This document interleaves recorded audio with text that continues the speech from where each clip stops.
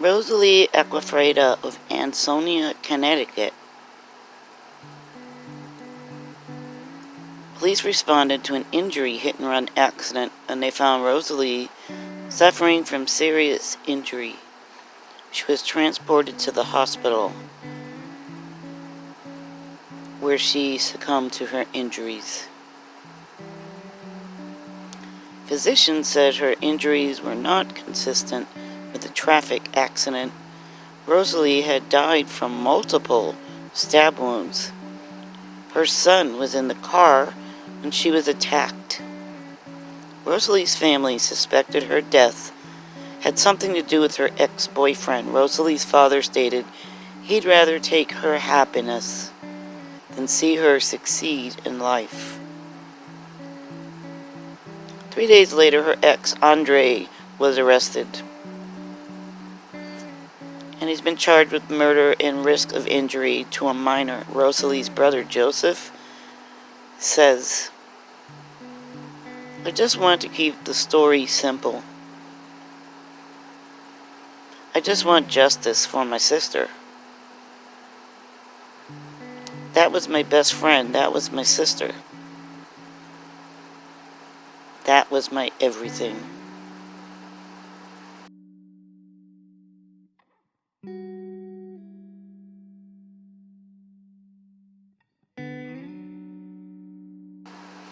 This is Belkis Rosales of Florida. Boyfriend Casey Moore Wilson, 28, was arrested. Wilson has a history of domestic violence. Police received a 911 call on his phone. Miss Rosali, she had been stabbed. She was saying, "Casey, stop. Why would you do this to me?" She was sobbing, "Help, I'm bleeding. I'm dying. Why would you do this to me? You stabbed me." 911 operator hears Belkin repeatedly asking him why.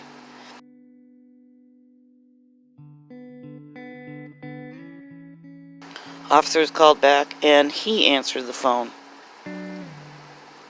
911 asked, "Is she bleeding? Where is she hurt at? Sir, was she stabbed?" Wilson said, "Because she grabbed the knife and tried to stab me." "Yes, she tried to stab me." He asked Belkin where she was stabbed, and of course she didn't respond. Officers heard a faint whisper.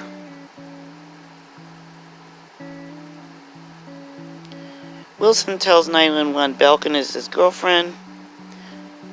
Belkin is stabbed in the chest, and the knife is on the floor. He agrees to stay on the line, and then the line disconnects again. 911 contacts him back again, and this time it sounds like he's outside driving in a car, because they can hear wind and traffic noises in the background. Of course, he denies leaving and says he's still inside the house.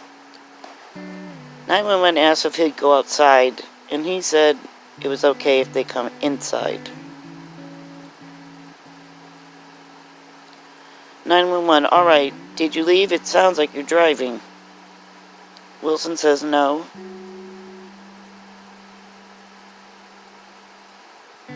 911, "Is she in the car with you?" Wilson, "No, she's not, and I'm not in a car." When police arrived, they found Belkin on the kitchen floor. Lying in a pool of blood, she was unresponsive. Medical examiner stated Belkin had a defensive stab wound on her right hand and 2 stab wounds to her torso, and in a manner that would have prevented her from talking or screaming. Her throat was slashed open. This injury was inflicted after her screams to 911. Police found their 3-year-old son crying and hiding in an upstairs closet. She's remembered as a loving mom, friend, and daughter. Today, a person very dear to our heart was taken away from us way too soon.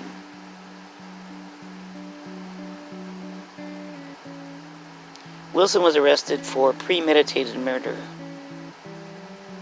He has a history of domestic violence, prowling, loitering, and trespassing. This is Rebecca Hoover. Rebecca was murdered by her husband a day before her husband filed for a divorce. He reported her missing. Judson Hoover killed her in their basement. He killed her in front of their 8-year-old son.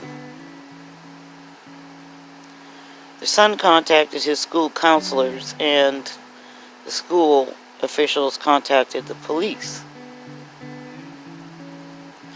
Their son alleges his father stomped on her head about 20 times while wearing work boots, punched her as she lay on the floor unresponsive, and he punched her while he was holding a set of keys. There were traces of blood at the bottom of the basement steps, and according to the arrest affidavit, Hoover had a history of domestic violence. He allegedly rented a storage unit 2 days before he killed his wife. Surveillance footage shows him carrying her dead body into the unit. Police executed a search warrant, and when they entered, they allegedly smelled body decomposition. Police learned Hoover had a second storage unit in Kentucky. They found Rebecca dead inside of a 55-gallon drum. An autopsy showed she died from blunt force trauma to her abdomen and blunt force trauma to her head. The Indiana man was arrested while picking up his kids from school. He's in custody and remains in jail on a 0 bond. He'll be sentenced on October 2nd. He surprisingly confessed in court and entered a guilty plea because he didn't want his son to have to testify. Police believe she was strangled to death, and their 8-year-old son said he watched his father kill his mother. He was arrested on August 31st, 2020. This is Dominga Estrada of San Antonio, Texas. September 5th, 2020 at 2:30 a.m. Police reported David Estrada's arrest. They suspected that he intentionally ran over his ex-wife. Officers found Dominga laying on the side of the roadway unresponsive. She had multiple lacerations on her legs. Witnesses saw Dominga walking down the roadway and then a black truck running her over, and then the truck fled the scene. But when officers arrived, they found her ex attempting to revive her on the side of the road, and then they discovered his black truck was parked nearby. David Estrada was detained, was arrested and booked into the Bexar County Jail. Dominga's sister said she was the youngest of 6 children. I'm speechless, just trying to grasp everything. At a Sunday vigil, Dominga was described as a firecracker that lit up the room. The incident occurred at Spur Valley and Haven Valley Streets in San Antonio. She was taken to University Hospital. She was later pronounced dead. The crash is still under investigation. Dominga's family has this message for people. Stay in touch with your family, friends, and loved ones, because you never know when God is going to call your name.